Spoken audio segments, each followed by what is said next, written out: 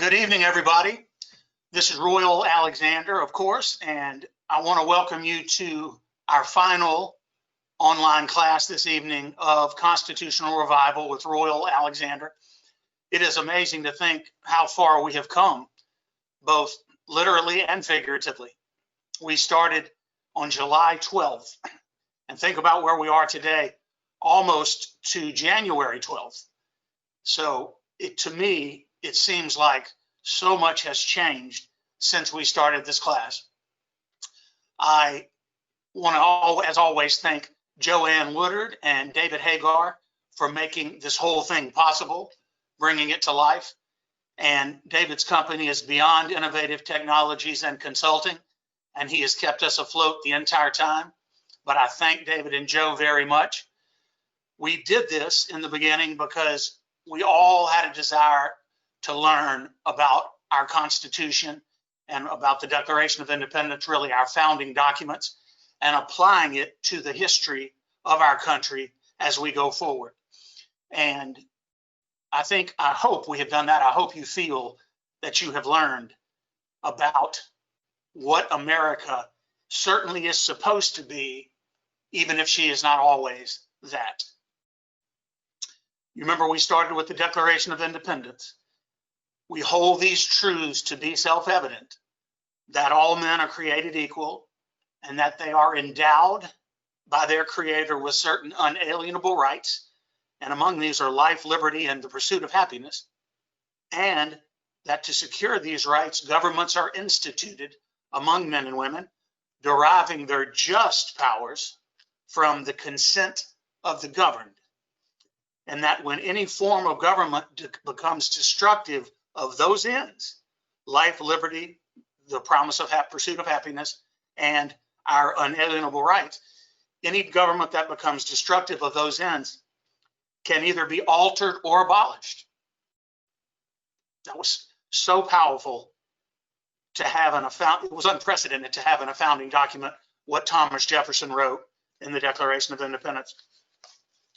And then we went into the First Amendment, and we learned about freedom of speech, press, petition, religion, and assembly, and how the freedom of speech really is the cornerstone of our democracy. And core political speech is the most highly protected. You really have to have the clear and present danger of imminent lawless action to be able to inhibit or stop, suppress core political speech. We talked about how strict scrutiny, the highest, most demanding level of scrutiny that the Supreme Court ever uses, would be used in instances of core political speech. We talked about how the right to petition and peaceably assemble to petition our government for a redress of grievances, how that's so powerful, how we've seen so many of these things come into play, so many of these rights come into play this year. We know about the religion clauses, free exercise of religion. And when we're talking about the free exercise of religion, we're talking about anything that restricts and targets our religious free exercise is unconstitutional, except like in that peyote case, remember, if it's not targeting the religion. Remember the peyote drug that those Indians used to smoke as part of their worship service? Peyote wasn't targeted. Peyote was just one of hundreds of drugs like cocaine, heroin, and hundreds of others. Peyote was one of them, swept up into the state's police power of prohibiting illegal drugs for the health and safety of its people. And because the Supreme Court said no one was targeting those Indians in the peyote case, then it wasn't unconstitutional to limit and suppress their use of peyote. I always believe an accommodation in those instances can be given, because clearly it wasn't because they were it wasn't because they were addicts. They just used peyote to worship. So an accommodation could often be made. We talked about the establishment of religion and how the Lemon Test, how government is not supposed to suppress or advance, to inhibit or advance religion, but how that has been used so hostilely in today's society.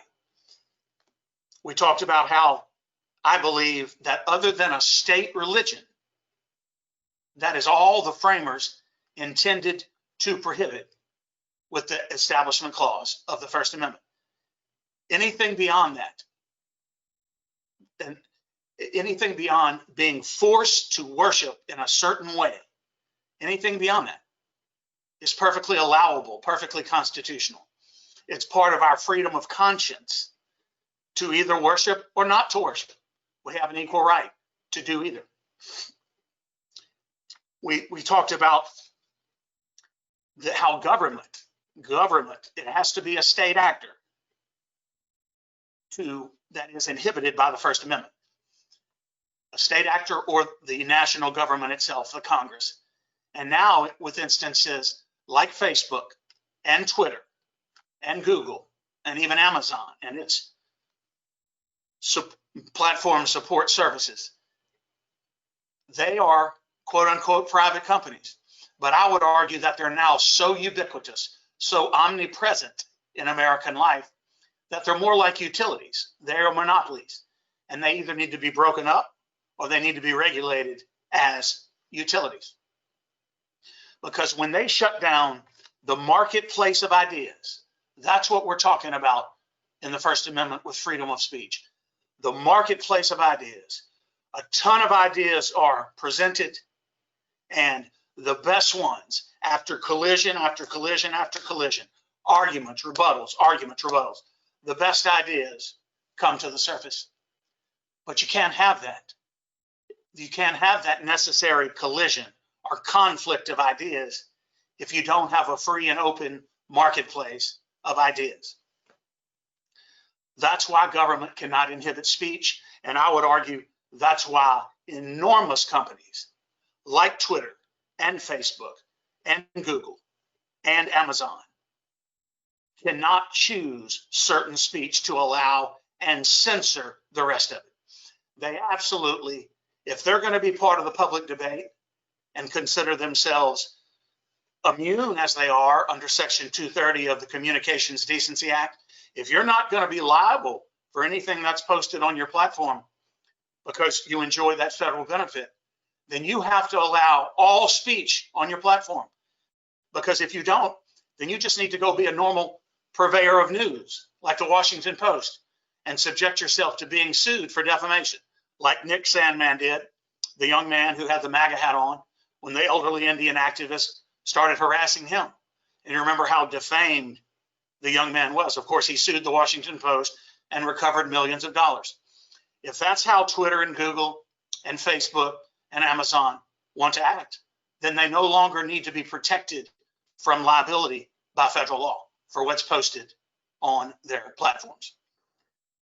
So I think speech here, there's censorship is bigger than just government suppression of speech.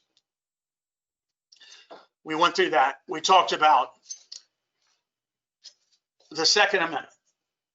And I'll just say it again. The Second Amendment is there in case they forget about all the rest of them. The right to keep and bear arms shall not be infringed. It's both an individual and a collective right. It's a collective right because we know the military and the police and law enforcement can possess guns. But it's an individual right because as individual American citizens, we also have the right to keep and bear arms that cannot be infringed past a certain area. And that is so important. I can't tell you how important the Second Amendment is. And I know you know that. The Fourth Amendment.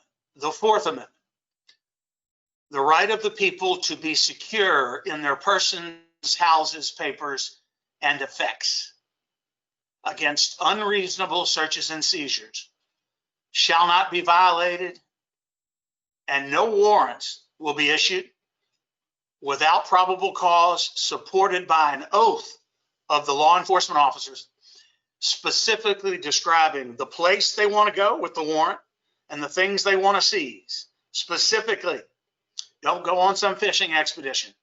Go for the specific thing. How do we know that? Because we determine it based upon what is a reasonable expectation of privacy in the Fourth Amendment. What does a reasonable American citizen, in what do they have an expectation of privacy? Again, certainly in our homes, that is the area of greatest protection. In our cars, but the further we move from the home, the more attenuated in that sense. We have protections in our vehicles, but not nearly the protections we have in our homes. So you got to have a warrant. We don't live in a police state. If evidence comes in from the fruit of the poisonous tree, it gets suppressed. If it's tainted, if it's seized illegally, if a law enforcement officer sees something illegal going on in a position he doesn't have a right to be, that evidence cannot come in. Those are the general principles. What about what I call our rights to criminal defense? None of us know whatever our lives may happen, whatever may happen in our lives.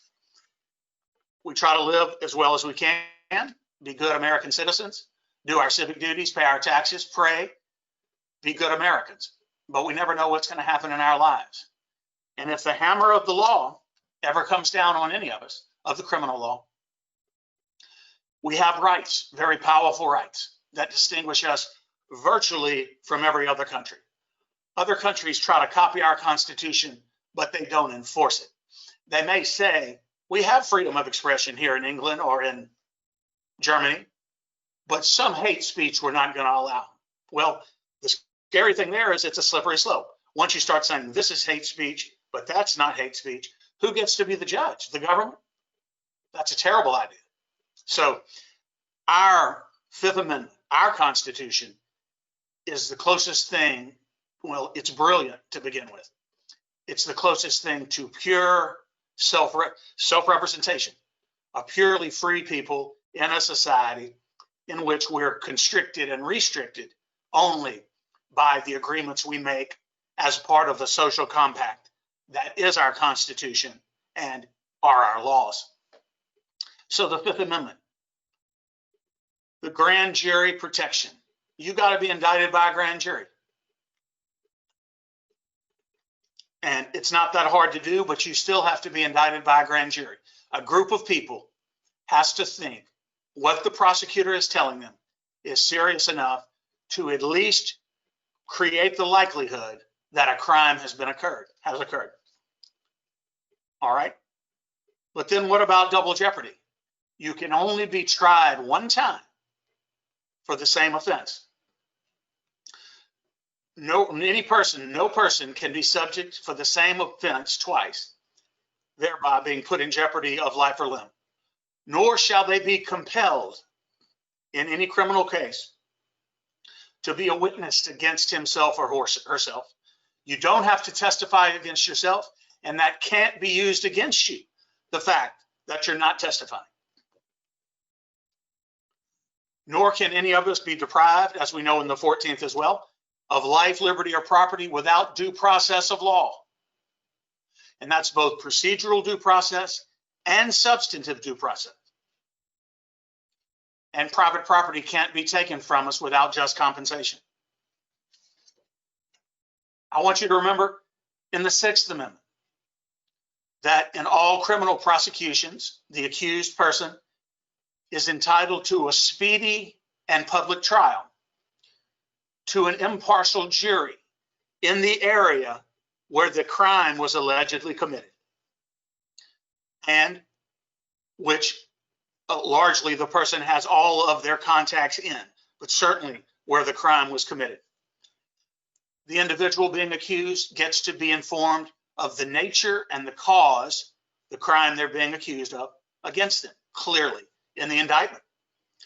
They get to be confronted with the witnesses against them for the confrontation and cross-examination. You've got to say, I'm testifying against you, and then my attorney gets to cross-examine you to see maybe if you're lying. confrontation and cross-examination. To have compulsory process, meaning to subpoena people. Oh, I don't really want to go testify on Royal's behalf about those drugs or something else, but you can be compelled. And if you don't come to court under a subpoena, you can be arrested and put in jail. And to have the assistance of an attorney for your defense. Those are powerful protections. The Eighth Amendment. Remember the eighth. Excessive bail shall not be required, nor excessive fines imposed, nor cruel and unusual punishment inflicted. And cruel and unusual punishment, the bail has got to be reasonable based upon the offense. In other words, if I'm cited for DWI, charged, stopped, they've still got to prove it in court. But if I'm cited, they can't put $1 million of bail on me for a DWI stop, or for a theft, or for any number of other things, larceny. It's got to match the crime, in other words. So cannot have excessive bail. And cruel and unusual punishment used to mean that people were stretched out on the stake. Their body was twisted and twisted and twisted until it was pulled apart for punishment. We don't do that anymore, but we still do allow capital punishment, and there are some forms of capital punishment that, not in every state, but in a number of states. But there's many things that are not allowed anymore. And you've heard the whole dispute about capital punishment. They've got to get the potion, for lack of a better word, correct, the chemicals, so that the killing of the individual doesn't go on for too long, because that would be cruel and unusual punishment. But cruel and unusual punishment, by the way, also has been broadened to include situations like in prison, say in Angola, in Louisiana. It's usually life sentences and death penalty, death row are there. If they have unsanitary conditions, if it's too hot, no air conditioning, no health care.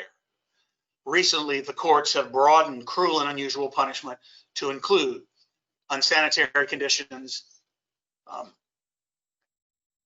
hardships, and lack of health care as things that can be considered cruel and unusual. Let's don't forget about the Ninth Amendment. Remember what we talked about? The enumeration in the Constitution of certain rights shall not be construed to deny or disparage others retained by the people. So again, that's the 9th and 10th are very, very similar. The 9th is saying, we're not going to try to list every single right that the people retain in this Constitution. That would take too long, and if we went for days, we'd still forget some. So all we're telling you is we're specifically limiting the power of the government. And any power the government doesn't specifically expressly have, those enumerated powers, is retained by the people.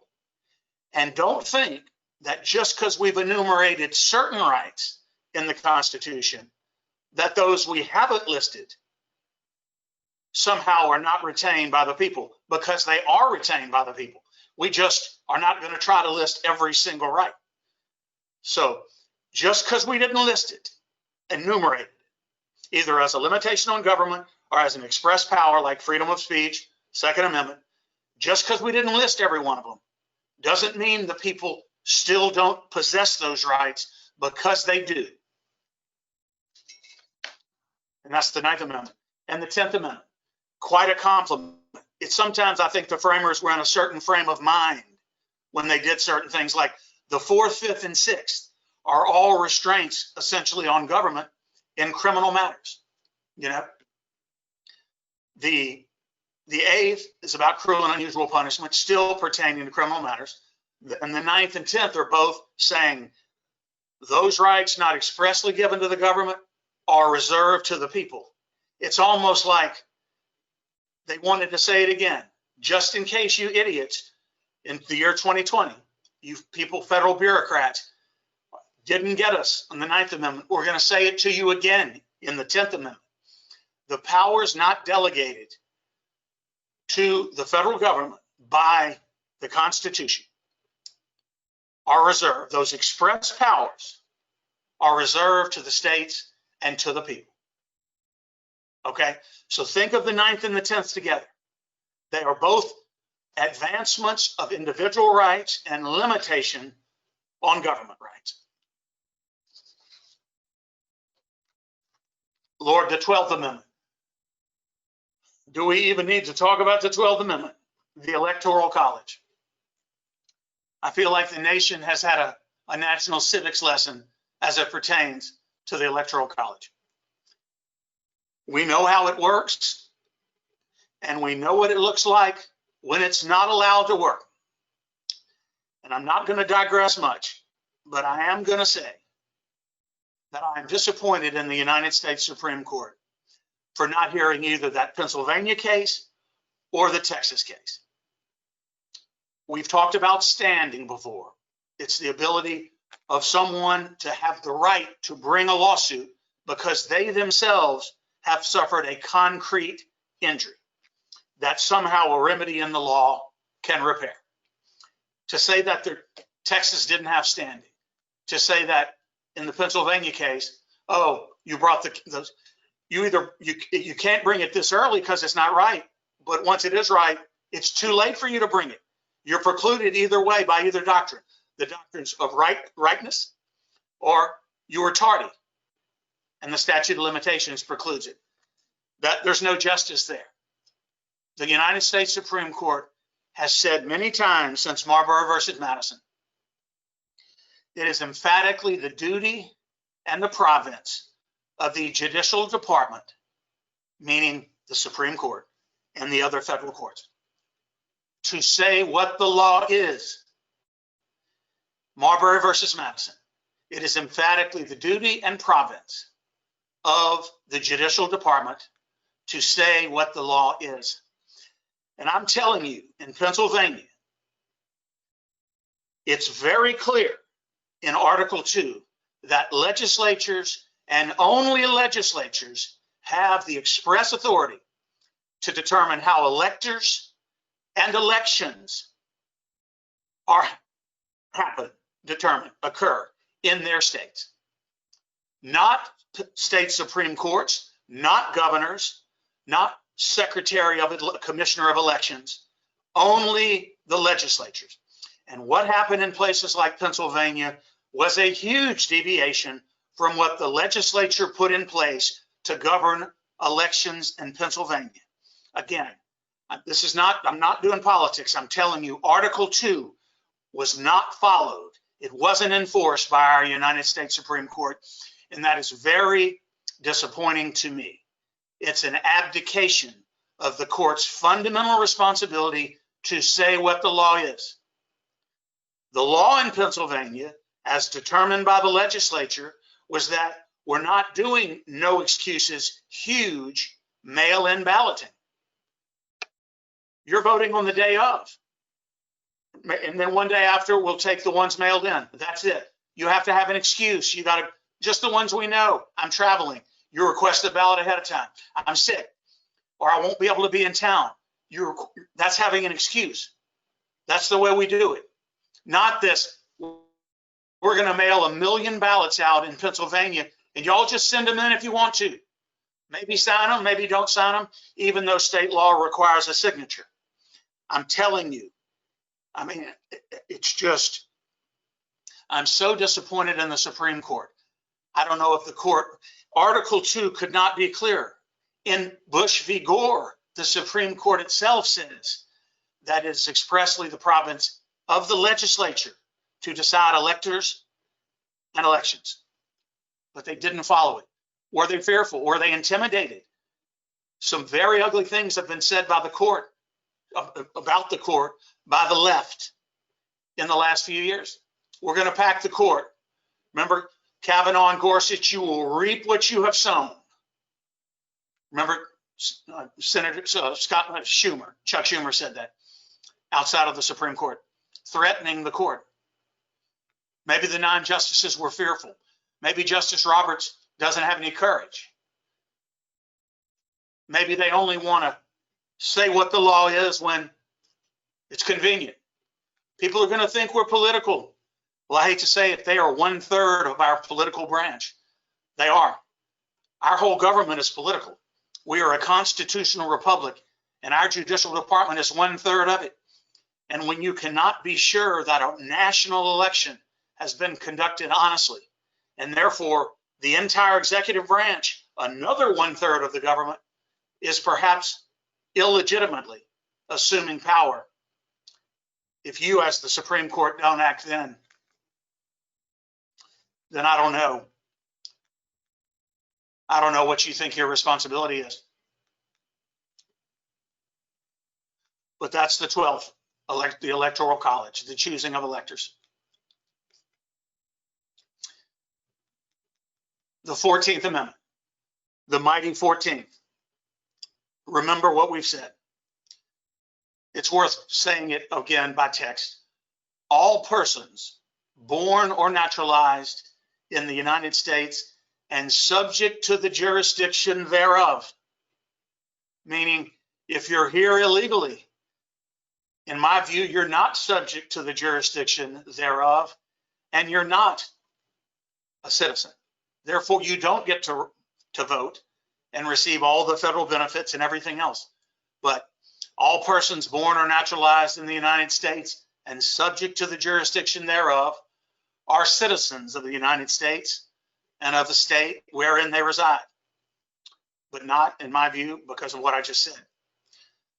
No state shall make or enforce any law which shall abridge the privileges or immunities of citizens of the United States, meaning you can't treat citizens of Texas better than you treat Louisiana citizens who come over and visit in Texas. You got to treat them the same way you treat Texas citizens, just like if a Texan comes to Louisiana, as they do all the time, they can't be treated any differently than a Louisiana citizen is treated. That's privileges and immunities.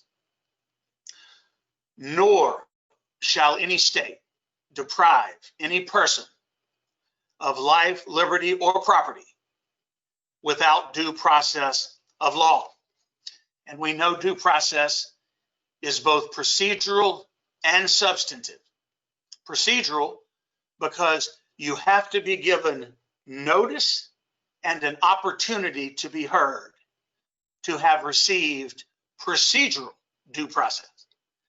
Procedural due process is all those other things as well that we went over in the 4th Amendment, the 5th Amendment, and the 6th Amendment. Those are all due process that you are guaranteed in a criminal matter. But that's procedural due process. Substantive due process is something entirely different. It involves the right to privacy. It's a privacy right that American citizens enjoy, the court has found. And in many respects, I agree with the court.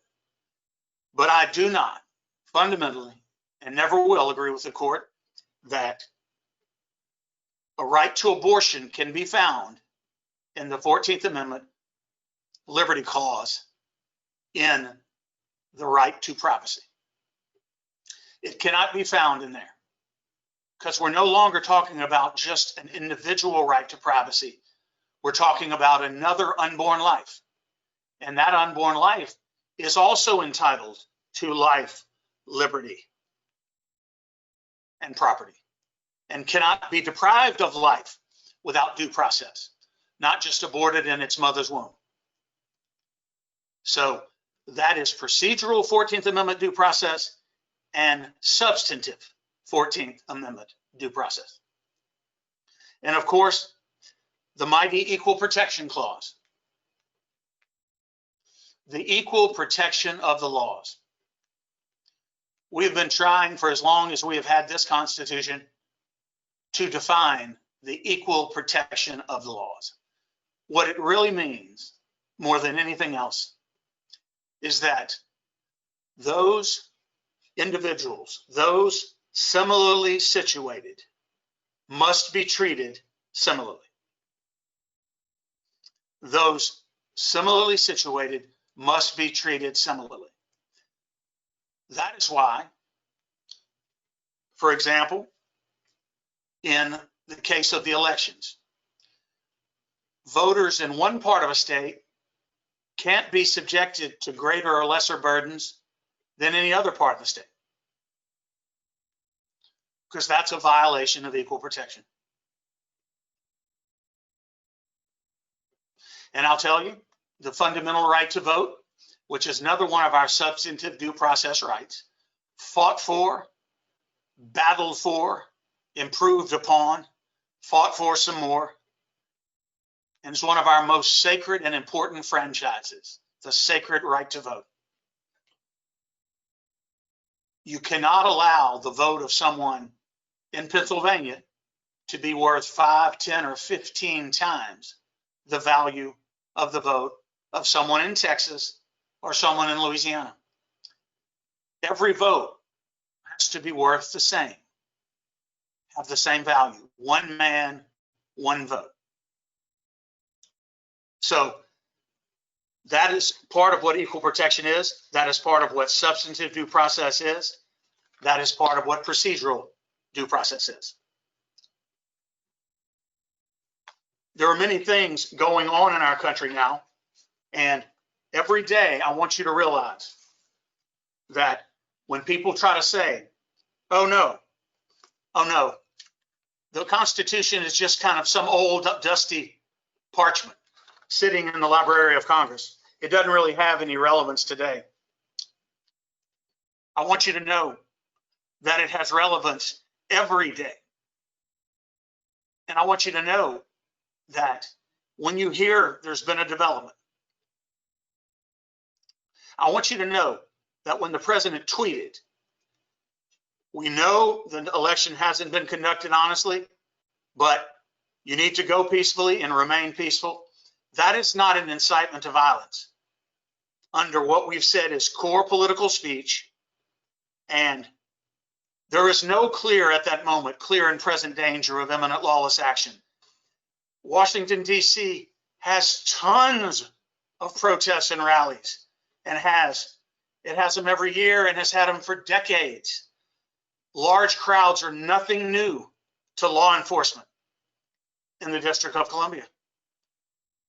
And when 1 million people gather because they're worried that their fundamental right to vote and their country are being taken from them, and they want to go and peaceably assemble and speak out and protest, they have every First Amendment right to do that.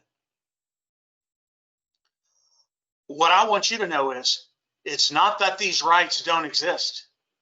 It's just that they have to be enforced by law enforcement, by the government arm, and they have to be vindicated in courtrooms, not by fearful judges, but by courageous judges. That's why these judges, federal judges, have lifetime appointments. It's to make them immune to political pressure. We've talked about all of this. They have undiminished salaries and life tenure, as long as it's on the grounds of good behavior, which is, they're a hard standard to meet. It means 67 senators need to be mad at you, which means you essentially need to be bribed. Other than that, as a federal judge, you're never going to be removed. The framers put that in place so that federal judges would be immune and could just apply the law. And I'm telling you that I would tell you, I know that I am a partisan. I am a conservative. I am a constitutional conservative. But I'm telling you, I have studied the Constitution for 20 years or more. And I don't know, after all the years of study and the thousands of cases and books and other things I've read about the role of the Supreme Court in our constitutional republic. For the Supreme Court to ignore a clear violation of Article 2 in states like Pennsylvania is simply, well, it's not just inexplicable, it's an absolute abdication, because that void will be filled. You know, nature abhors a vacuum. That void, that vacuum that the Supreme Court leaves by not addressing something that I promise you is a constitutional violation. You leave a void, you leave a vacuum. And what's that vacuum going to be filled with? It's going to be filled with by the political branches. And what do you have in the political branches? You have people who are highly partisan, highly partisan. The court's not supposed to be partisan, but it's also not supposed to be absent. And this dereliction, in my view, by the United States Supreme Court, it's unforgivable. It's unforgivable. Our separation of powers, our tripartite government, judicial, executive, legislative, the three can't function. Our checks and balances won't check and balance if the Supreme Court doesn't call balls and strikes. When we have a breakdown of our separation of powers, then we just have raw political power, because political branches are going to be what? They're going to be political. The Democrat governor of the state of Pennsylvania is going to do things that benefit Democrats. The Pennsylvania Supreme Court, which is Democrat 4-3, is going to most likely do things that benefit Democrats. But the one body that is supposed to be set apart by design, because the framers knew all of this. They knew how highly partisan politics and politicians could be. My God, they used to have duels. They would go outside if they felt insulted. Sir, I want you to take that insult back. And if you don't, I challenge you to a duel. And they would go shoot at each other.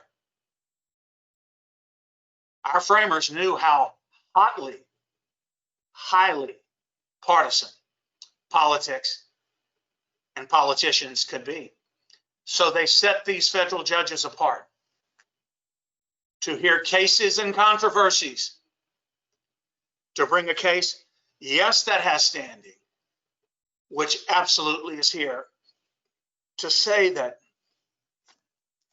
there's a place when the courts are given jurisdiction, one Supreme Court and inferior courts, as Congress from time to time shall ordain and establish. That Supreme Court, one of its clear grounds of jurisdiction is cases involving other states, when states sue states. That's what we had when Texas sued Pennsylvania, Wisconsin, Michigan, and Arizona. States suing states. And I've seen the court, when the Supreme Court of the United States wants to reach an issue, it will gloss right over standing. I promise you, I've seen cases where I'm like, wow, what right does this person even have to be bringing this lawsuit? Oh no, they have standing, and move right on into the merits because they want to reach that decision. By not hearing this election dispute on the merits, people say, oh, there was no evidence. Y'all, I'm telling you, there were hundreds of affidavits. You saw people go, and they weren't testifying, they weren't under oath, but they certainly were making public information they had themselves about election illegalities. There was evidence. There was evidence. But that's why you have a trial, to weigh evidence, because you have two. There's no way you can tell me that if this election fraud is going on in these other states like Pennsylvania, and Texas citizens, their vote is being degraded and debased and devalued based on what's happening in Pennsylvania, there's no way we don't have a case or controversy there. Because as long as votes like that can be stolen and you don't have a legitimate election, then you're favoring certain states over others. And honestly, that's one of the reasons we had the Civil War. Things are so highly partisan now, that the Supreme Court's role to be a neutral arbiter, to call balls and strikes based upon evidence, based upon what the Constitution clearly says, based upon federal law, to not do that, in my view, is a dereliction. So, again, I am not being negative, but I'm going to say, I feel I have to say, we have talked for months about the Constitution, the role of it. You remember we've talked about, that's another thing, strict constructionism, loose constructionism. Remember, what is strict constructionism? It's the Scalia school of thought, that you look closely at the text, the words, and nothing else, giving words their plain meaning. We look at the original meaning of the Constitution, meaning the meaning of it at the time it was drafted. What did the framers mean and what did they conceive of? That's what being a strict constructionist means. What does it mean to be a loose constructionist or a judicial activist? Remember, we talked about that. It means you essentially view the Constitution as a living organism that's susceptible of change depending on who the justices are on the court. Well, I feel this, I feel that. Well, our feelings aren't supposed to have anything to do with it. It's like Justice Scalia said, the Constitution is not a living document. It's a legal document. And it says what it says, and it doesn't say what it doesn't say. So remember that. Just apply the words. Don't make up words. Don't add words. Don't add your feelings. That's absolutely not the role. Otherwise, we don't have stare decisis. We don't have a rule of law based upon precedent, upon which we can all rely to know, particularly in the criminal area, what of our law will subject us to sanctions and what of our law is legal. We can't know that if we don't have a long line of precedent and we don't adhere strictly to the rule of law. Remember about looking at cases that way. For example, in the civil rights statutes in the 60s, what did the words mean? Cannot discriminate based upon race, sex, national origin. What did those words mean when the Civil Rights Act of 1964 was passed? Not today. In this craziness we live in today.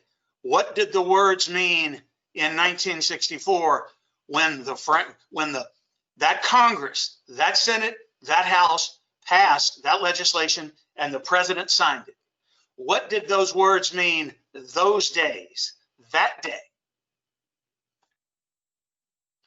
Otherwise, everything is based simply on someone's feelings or someone's sense of right and wrong. Not that our sense of right and wrong is not important. We all have an intrinsic sense of fairness. But our worldview, our set of experiences, every one of us is different. We can't paint on a blank slate. If our judges, federal judges particularly, paint on a blank slate, we're going to have a very confused society. We've got to know, during a long line of cases, slowly developed through the rule of law, and that's what they mean when they say we are a nation of laws and we follow a rule of law. The rule of law, deciphering and determining it and establishing the rule of law, is a long and tedious process that is handed down to us for over 200 years now. It's based upon American history. It's based upon what the court has called these traditional concepts of ordered liberty. It's based upon the notion of fair play and substantial justice. We'll never have perfect justice, but we will have fair play and substantial justice. What is inherently fair? What is intrinsically fair? What is 200 years of the development of the rule of law in America with the American Constitution, not looking, as some of our justices want to do, to what other countries are doing? I don't care what the United Nations is doing. I don't care how Germany or France looks at a particular issue. We don't live in Germany or France, and their constitution is not our constitution. So how has the rule of law been developed, gleaned, galvanized, crystallized for over 200 years?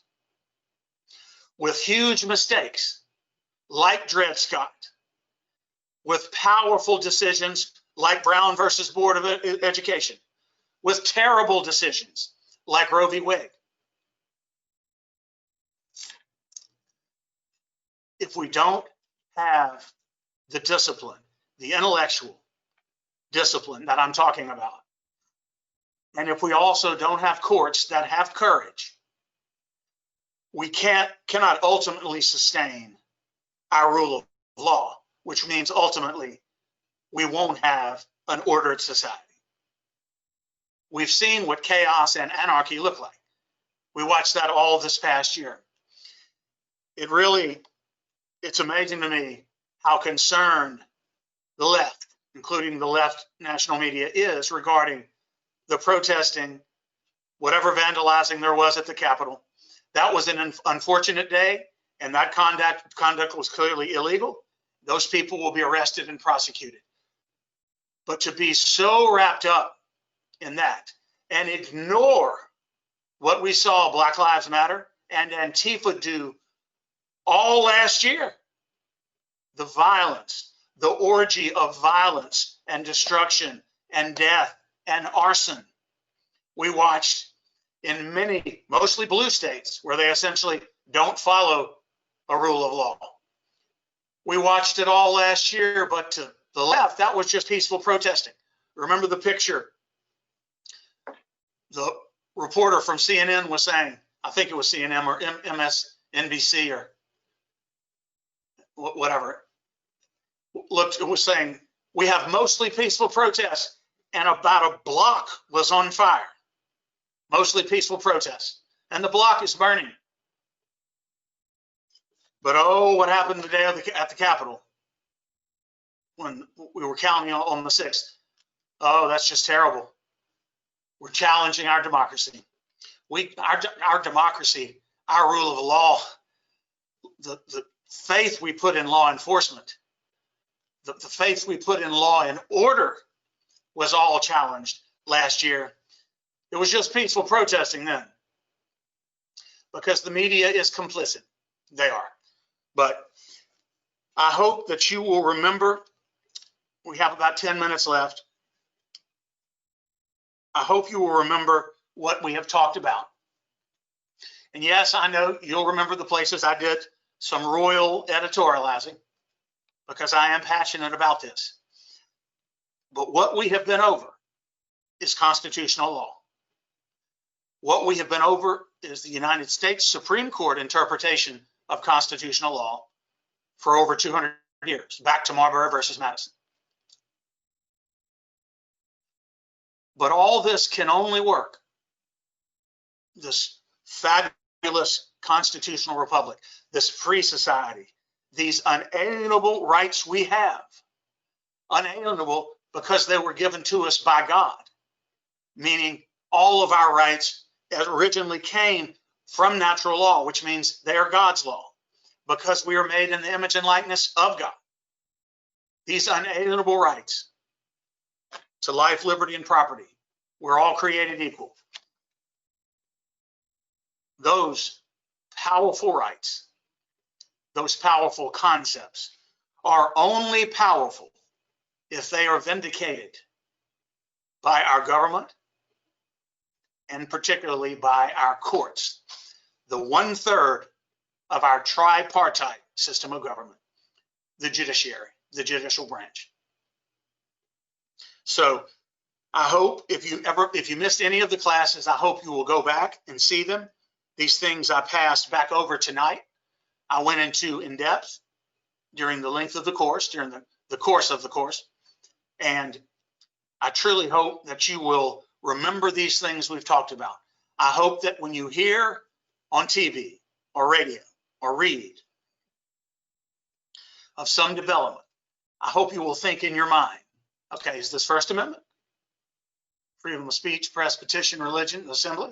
Second Amendment, does it have to do with gun ownership? Fourth Amendment, was somebody arrested? Fifth Amendment, is somebody going to court? Sixth Amendment, what rights do they have there? Eighth Amendment, cruel and unusual punishment. Ninth Amendment, those rights we didn't mention, the people still have. 10th Amendment, every right not expressly given to the federal government is given to the people. 12th Amendment, Lord, we know how to count electoral votes. 14th Amendment, substantive due process, procedural due process, and equal protection of the laws.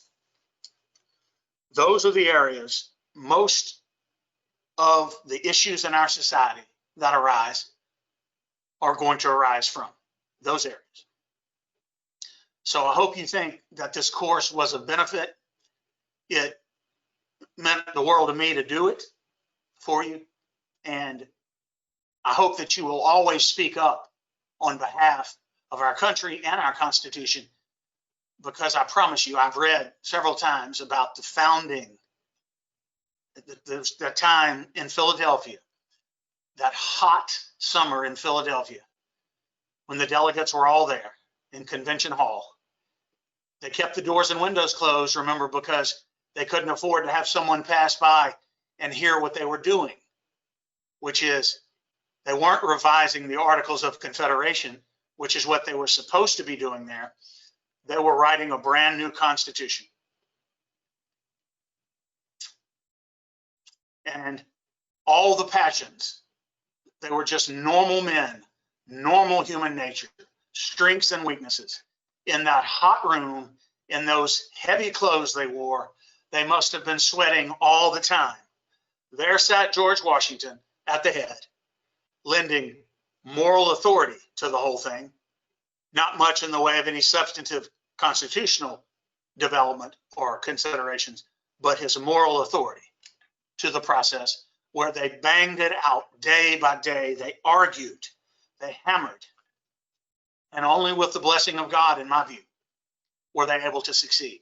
So I want you to think of our Constitution in that way.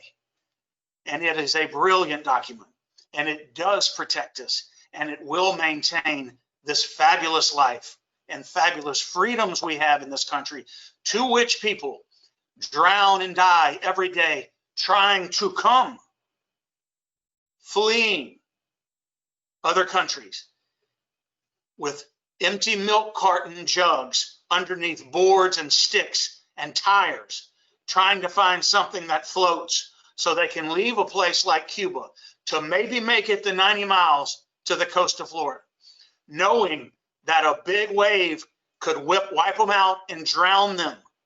They are fleeing socialism.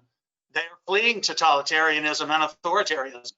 Why, in the name of all that is holy, would we want to bring any form of that here?